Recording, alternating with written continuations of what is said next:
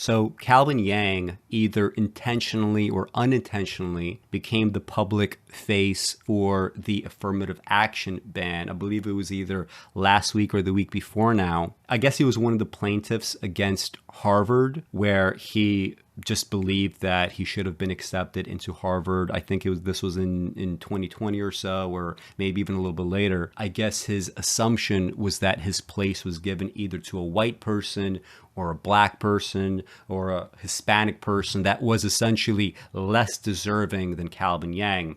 And I find just everything about his story and the way that he became the face of all this really fascinating.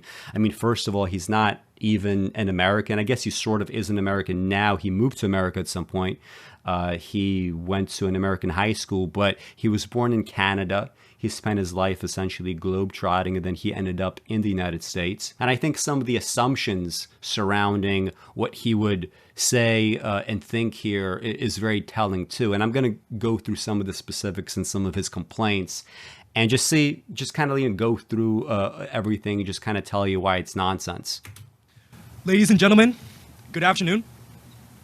I stand before you today, not just as a member of Students for Fair Admissions, but as an individual bearing witness to the remarkable transformation of the movement for Asian rights. So he's framing this as Asian rights, and I'm going to tell you in a little bit why this is important and why it's kind of repulsive to me. Asians arrived on this land some 200 years ago. We became a significant force in shaping the future of this country. Our laborers toiled their sweat, blood, and tears and built railroads, constructed factories, and manned farms, thereby not only connecting this country from coast to coast, but assembling the base for its future economic prosperity. You know who else did that, and probably 1,000 times more, right? Just given the sheer gross tonnage of human bodies. Slaves, right? Black slaves who are now the descendants. Calvin Yang's experience in America starts essentially with being an immigrant now. Before that, his family was in Canada and China. So this is not like this is not like of late vintage. Our entrepreneurs founded business after business and became important pillars of their communities. Black people, they would have, 1700, 1750, 1850, they would have loved to be business people. They would have absolutely loved to be business people, right? Into 1965 during redlining, they would have loved to be business people. They would have loved to have the same sort of environment for loans that other people enjoy. They would have loved to do all the things that Calvin Yang is just so proud of, despite perhaps not really doing anything himself. Our doctors and scientists spurred life-saving research and brought this country onto a trajectory for a better future. The list goes on. Our people helped build this country, and naturally and deservedly, we wanted a share of its promise, prosperity, and possibilities, as well as a slice of the collective American dream. He's acting as if the baseline Asian American experience is a Crip gang member in South Central LA. He's acting as if it's really bad and unfortunate to be Asian either in Canada or the United States, as opposed to what it really is, which is for the vast majority of Asians, right? If you're going to be picking and choosing, if you could be born into like a certain ethnic group and you have a choice not only of ethnicity, but also where you could be born, you would probably want to be Jewish in the United States. You would probably want to be Asian in the United States. I mean, he's just starting out essentially with a lie that you do not have a piece of this collective pie. I believe Harvard is something like 30% Asian. He's really framing this like he's been like just totally slapped and victimized. What do we get? Despite our hopes and our dreams, our journey within the society is nuanced, twisted, and limited. From the Page Act of 1875 that excluded the immigration of Chinese women to this country and forming families, to segregated housing with racial discrimination against Asians, from Japanese internment camps. He's the Asian Al Sharpton. Land laws to the Gentlemen's Agreements of 1907. We've experienced both the good and the bad this country has to offer.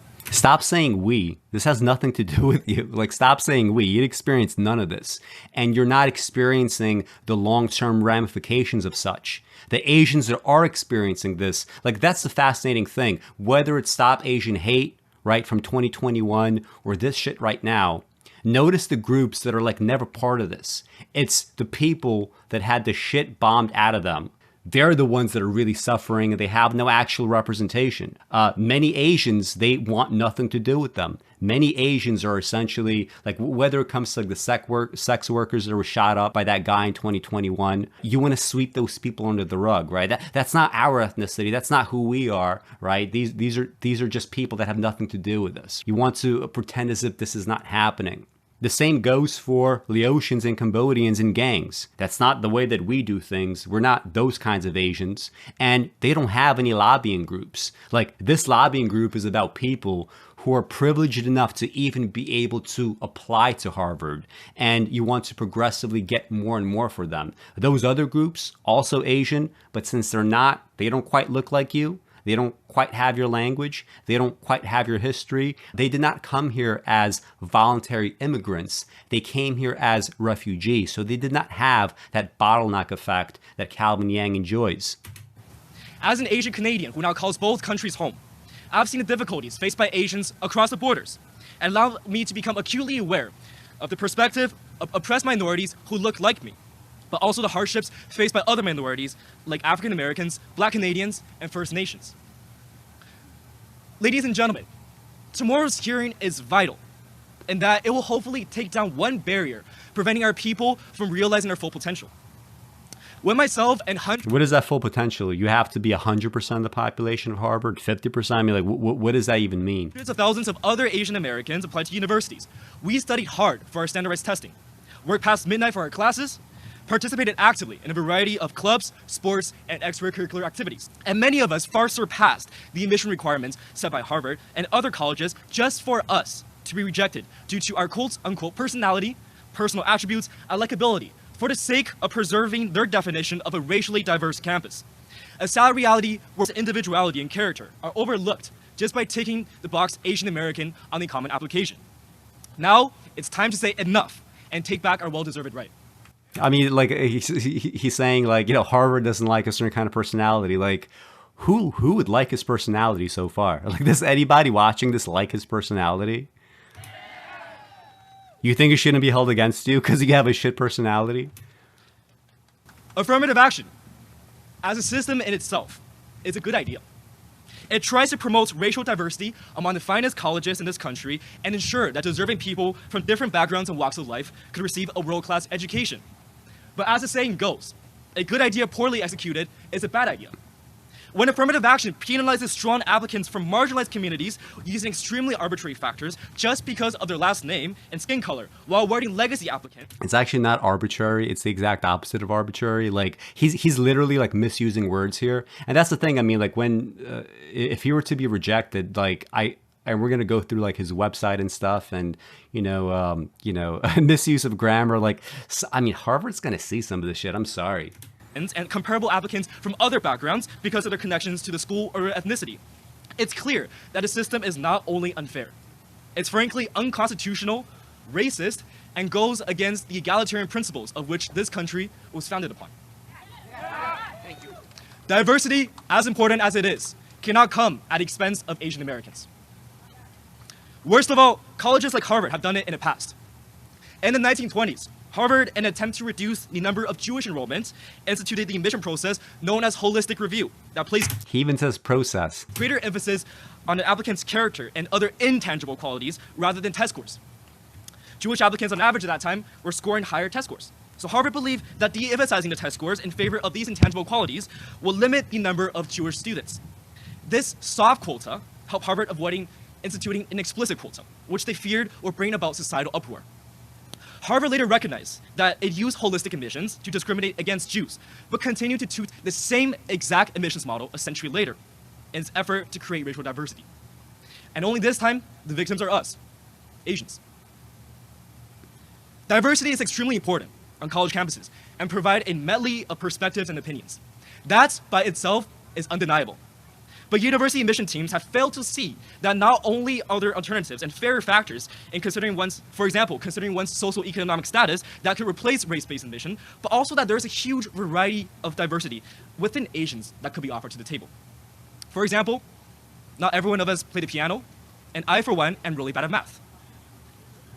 I'm hopeful that today. Didn't he get like a near perfect score on his math SATs? What is this like distortion of the record? I mean, bad at math in the kind of generic sense, but that's not going to be the thing that really determines whether or not you make it to Harvard, is it? Marks the start of a new era. An era where Asian Americans will fight for, as Martin Luther King Jr. eloquently put it. Oh, like with all these people, right? It's like no matter who you are, right? You always want to be this parasite on Martin Luther King, right? You always want to be a parasite upon him. To be able to sit down at a table of brotherhood as equals. A brighter future where one day when my kids apply to college, they'll be judged based on their merits and who they are, rather than the color of their skin. My name is Calvin Yang, and I'm proud to stand up for the rights of you, me, and Asians across this country. Thank you. As a hardcore left-winger, there are a few things that are more disgusting to me than calling yourself a victim under most circumstances, and especially under circumstances like this, right? People with pretty much everything handed to them playing the role of the victim, right? There's not, and this is the thing, right? I've said this before, but tons of immigrants, they could play that card because lots of Americans, they don't know any better, right? If you're just kind of like a typical American liberal and you're not an immigrant, you're going to see immigrants as essentially being victims when in fact they are the exact opposite. The victims, if you want to call them victims, are the people that are left behind. When I came from Belarus, I was extremely lucky to come from Belarus, and I was not a victim in the following ways. A, there's a bottleneck process, right? The people that are able to make it out, they either have connections or they're able to get some kind of status, or they already have education, they already have money, or they have parents that are just like extremely driven and are just kind of like they're built differently from other human beings. But like to do it so publicly, like there's something very pathetic about it. So, I mean, let's look at this thing that he did. So this is a Calvin Yang, 5 things I wish someone told me before I began leading the Canadian Youth Alliance for Climate Action. First of all, this guy, Charlie Katz, published in Authority Magazine. Let's see what this is. Authority Magazine, in-depth interviews with authorities, capitalized, in business, pop culture, wellness, social impact, and tech. We use interviews to draw out stories that are both empowering and actionable. So this seems to me like it's a magazine that's just kind of like, you're like essentially paying for exposure for something that looks like, semi professional. And this is January 24, 2021. So this is essentially a teenager now. He was like 19 years old or something, 18, 19 years old when he did this interview with Charlie Katz. And let's just see what Calvin Yang has to say. Is this like, I guess, the pullout quote? Lead with confidence. Remember that everyone working for you shares your passion and drive to realize the firm's vision, and you are in the best position to lead it. Though the journey to improving one's leadership skills is limitless, never for once doubt your confidence and integrity as the leader. All right, so this is like, TEDx type shit. This is like, something that you would find in a Twitter thread of like, founders are just kind of like, sucking themselves off as well as each other. Or perhaps like they don't stoop that low. Maybe it's just a circle jerk. But I mean, this is just like cliche after cliche. I don't remember whether he applied in 2020 or 2021 to Harvard, but just like watching something like this, if he's just full of these kinds of comments, if this is how he writes essays, if this is his public persona at the time, I mean, if I was in the Harvard committee and I would be deciding, who to get in and who to reject, this does not strike confidence, to use this word, in me, because these are just these are cliches. They're not well written. This is stuff that you've heard millions of times before. Because of course, when you're 18, 19 years old, it's not that you would necessarily know any better to begin with. I mean, one of the things about life is like to sort of like work your way out of cliches, you first have to understand what they are and perhaps make some of these mistakes, as he's making them quite publicly here. So this is what he has to say. As part of our series called 5 Things I Wish Someone Told Me Before I Began Leading My Company, we had the pleasure of interviewing Calvin Yang. Calvin is the CEO and head of board of directors to the Canadian Youth Alliance for Climate Action, Canada's first and leading youth-led climate lobbying firm. He is also actively involved in both Canadian and American politics, having served in the National Green Party campaign for the 2019 federal election of Canada. There's something about the Green Party, whether it's America or elsewhere, I don't know how they attract these total freakos. Michael Bloomberg's 2020, now we're getting somewhere. Now we understand what this so-called green politics. I bet like whatever the Green Party is in Canada, it's probably a little different from our Green Party. But the fact that he's in Michael Bloomberg's 2020 presidential campaign, that should already tell you a lot.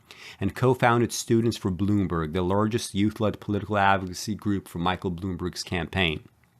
Okay, so first of all, if you decide to go to his website, the website is dead, right? So I don't know how long it's been dead, but hopefully when he was actually applying to Harvard, the website was not defunct.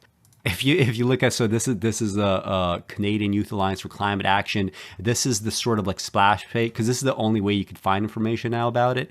You would have to look at the splash page based on this like wider, like, you know, this is like some Canadian kind of like youth alliance for youth climate collaborative, right? So anybody that has like some sort of like bumfuck startup like his or whatever, you know, like bring yourselves in, right? We're gonna give you a little splash page. It's funny, right? I don't know if Calvin Yang or anybody else would do this, right? This isn't you know, specific to him or anybody, but maybe a Harvard provost or whoever that might be like looking at all this might be able to catch the a grammatical error, potentially two grammatical errors in this description. If I were to see something like this as a person sitting on the admissions committee, I would say, well, he could have been a little more professional here. But especially if this is the website that I got, I would think twice about allowing Calvin Yang into Harvard. Thank you so much for joining us in this interview series. I know that you are a very busy person. He definitely paid for this interview.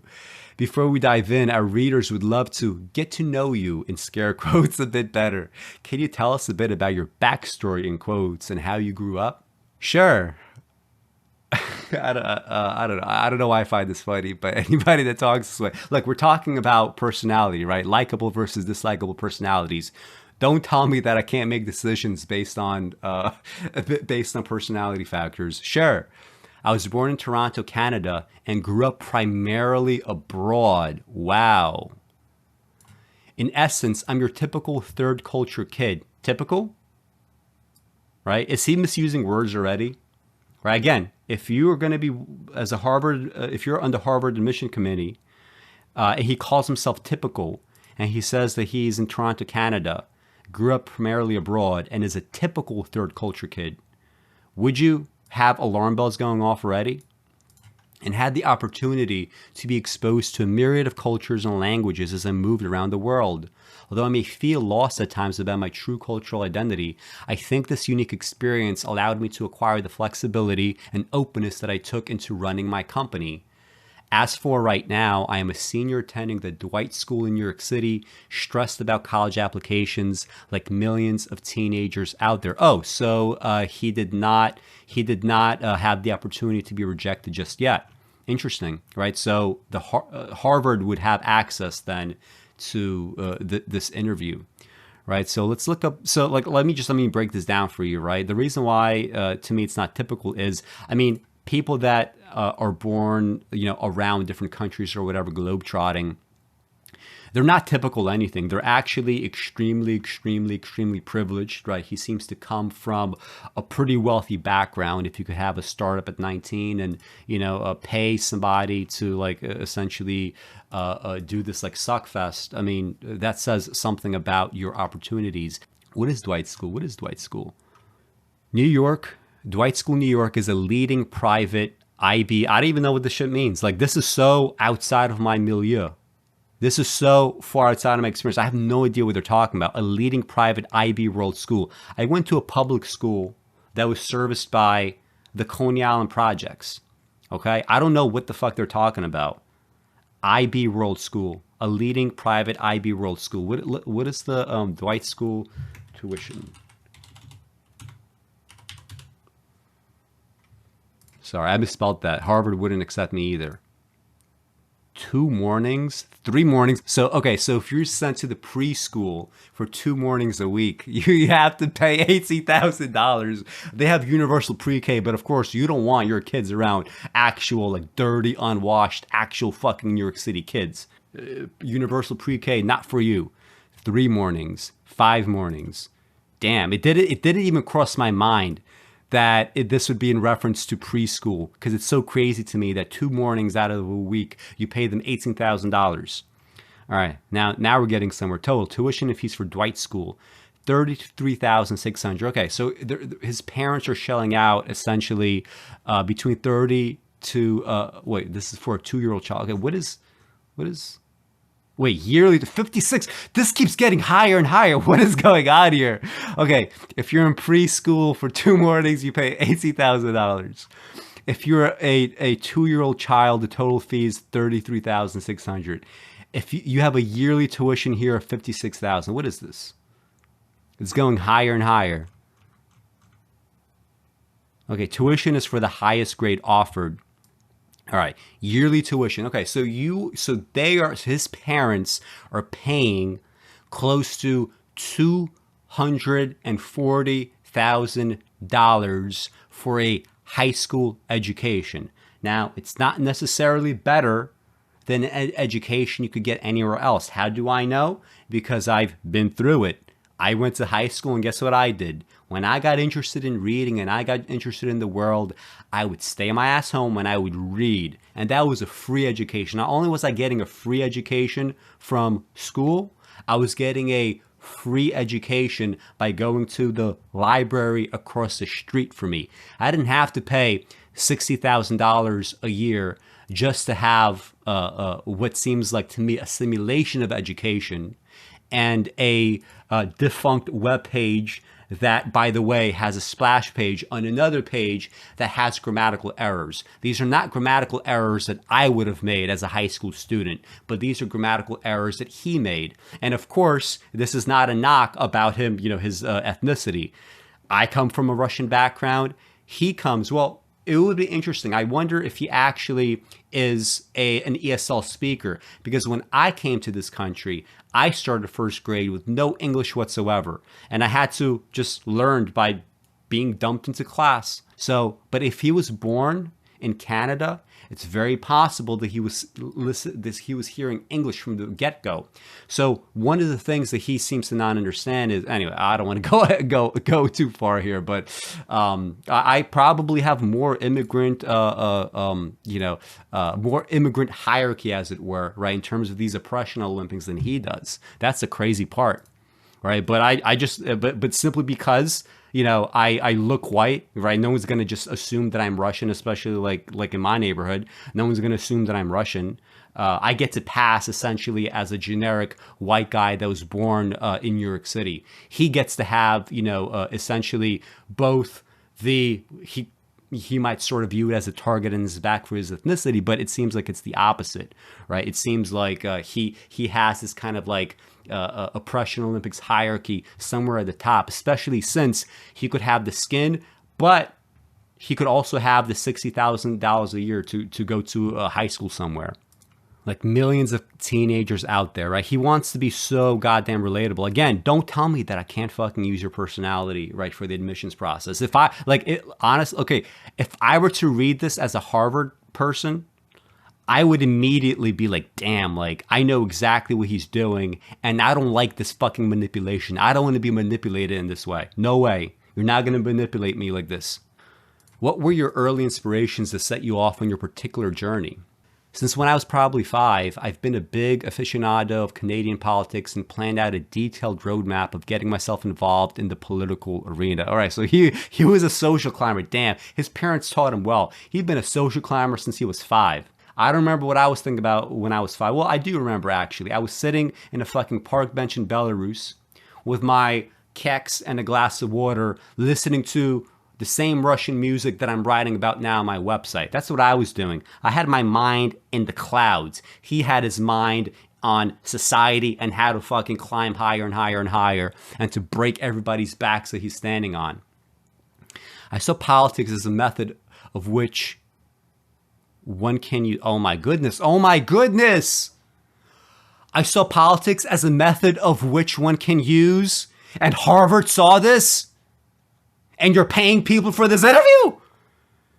I saw politics as a method of which one can use to realize positive social changes while serving my country and its people. This passion of mine accompanied me through the years and motivated me to overcome many obstacles growing up, like becoming better at math or taking up an exciting hobby. The story of my involvement with climate activism is pretty interesting too. I grew up as a climate skeptic, believing that it was a Western hoax. It wasn't until witnessing many of its impacts firsthand, wading through the flooded streets of Kathmandu, witnessing the collapse. Damn, he's been everywhere. Witnessing the collapse of an ice shelf of the Antarctic Peninsula. Like millions of teenagers out there. I'm your typical third culture kid. Okay. I understand that he's writing all this because he's like what, 18, 19 years old here. He has no idea how he's coming off. And I get that. Fine. I don't want to knock him for that. But you're making this public and Harvard is going to see it. And if one of your hard-learned experiences is that you get rejected from Harvard for being a goddamn asshat like this, I'm sorry. That's one of the lessons that you learn. You can't be so super entitled about it. Like, simply because you got absolutely everything handed to you does not mean that you have to be entitled about everything else, right? That's like slightly existing out there that maybe is going to be a little bit harder to get. The Antarctica Peninsula. That's crazy. Can you tell us a story about the hard times that you faced when you first started your journey? Like, what this is like, guys, like, wouldn't you be embarrassed at doing such a softball interview? Even if I were to pay somebody to interview me, there's no way that these like preformed questions, there's no way that these are the questions that I would tell them to ask me, right? Because it just looks so bad. Building a professional and dedicated team was very difficult for me. When we started, our primary recruitment method was reaching out to random friends and asking them to hop on. We then allocated every one of them at random to different company branches. It was truly like herding a group of cats, as nobody had any clue what they were doing.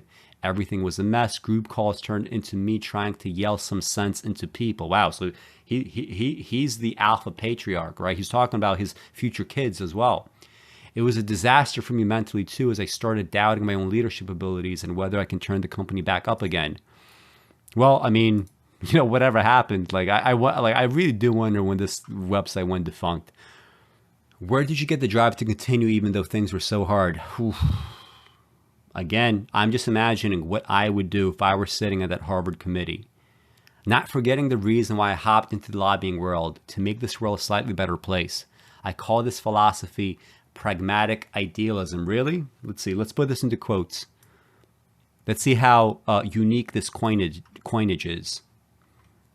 Pragmatic idealism means a person is guided by both his or her own moral beliefs and the circumstances of the situation. They even have a goddamn definition for this shit.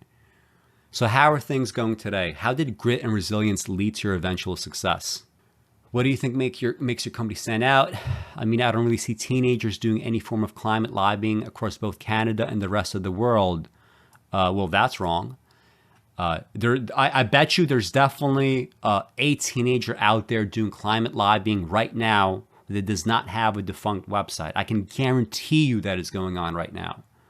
In that sense, we're pretty unique. The most way that he is unique is the background, right? His extreme and unbelievable privilege. You should take a look at this guy's suits, right? My first nice suit that I ever had in my life was when I got married, right? That was when I had my first nice suit. But he got suits for every occasion.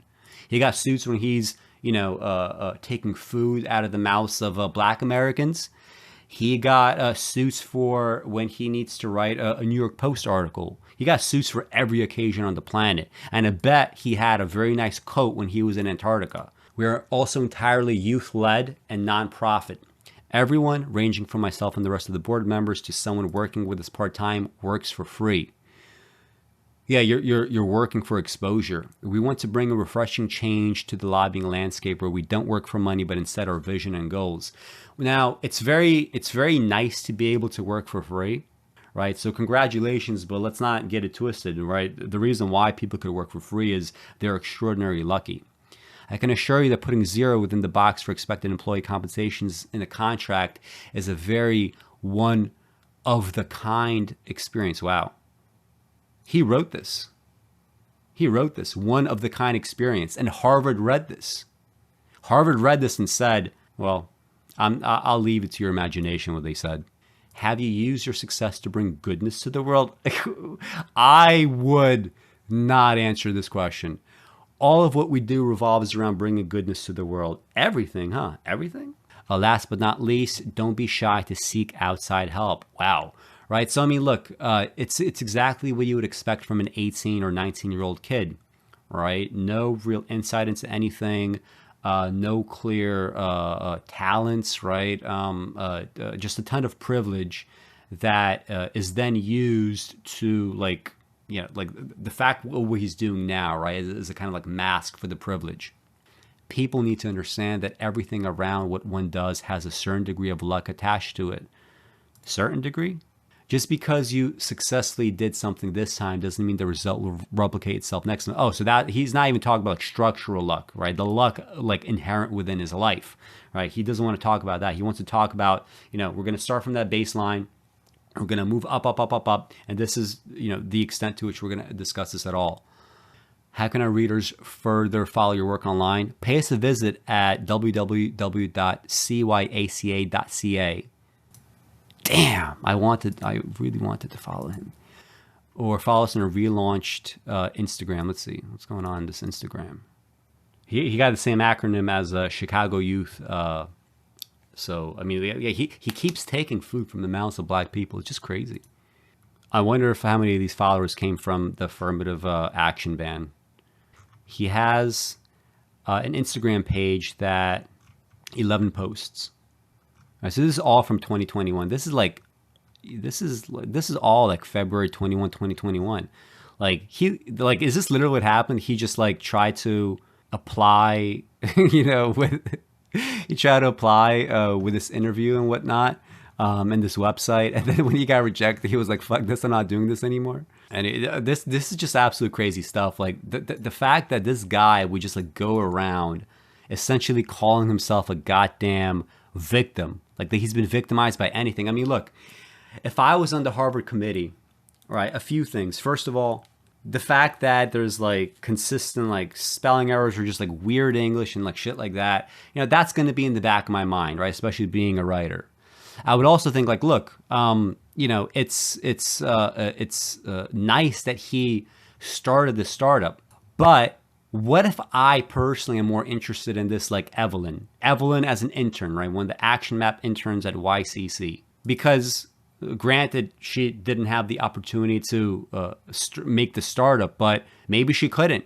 Maybe she, like, I grew up around, you know, Asian kids that, you know, they were working at their like Asian, like either like supermarkets or whatever it might be. They didn't necessarily have time to create startups. And of course, it wasn't just like a thing that, you know, kids in the middle of Brooklyn would do in the 90s, right? That's not what was happening. But I would be interested in seeing, like, you know, who works for this. If it came between Calvin Yang and, you know, like he plays, for instance, like he always plays up the fact that, oh, look, you know, I played 2 varsity sports. I deserve this. Like, I don't know what sports he played. You know, maybe it was like badminton and track, let's say. And somebody else is applying to Harvard.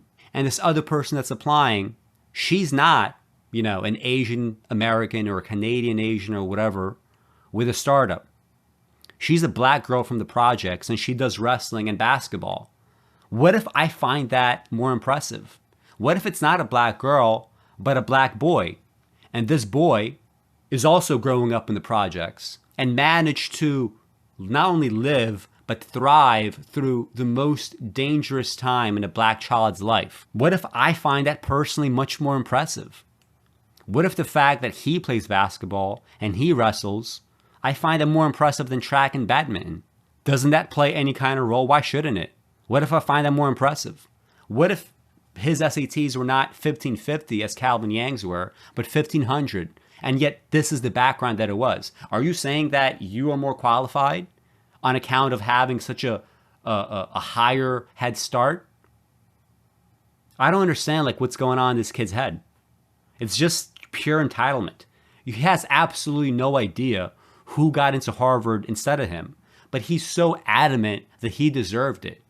And this is based on what? This is based on a fucking defunct website. It's based on a vanity interview that he probably paid for that is littered with weird grammar and weird spelling. It is based on a totally unlikable personality. It is based on an SAT score that is not even perfect. What if somebody else got a perfect SAT score? Like any number of judgments could have gone into this. But he's so adamant. He's so convinced that it had to be because of affirmative action. Right? This is despite the fact that like 30% of that class would have been Asian. Maybe at the time it was something like, 25%, whatever it was. It was just substantial. He's adamant. He's adamant that he had to get in.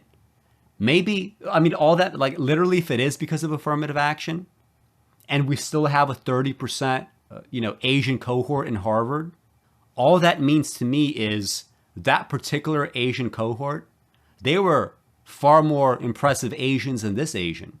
Maybe some of these Asians came from a totally unprivileged background. Maybe they're Cambodians.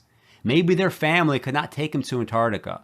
And they came here and they said, you know what? We're never going to leave this fucking country because we got it good here. Compared to us being carpet bombed by this country, at least now, right, the empire is going to be on our side. Any number of things could have gone into this admission, but he's just so absolutely convinced it had to be because he deserved it.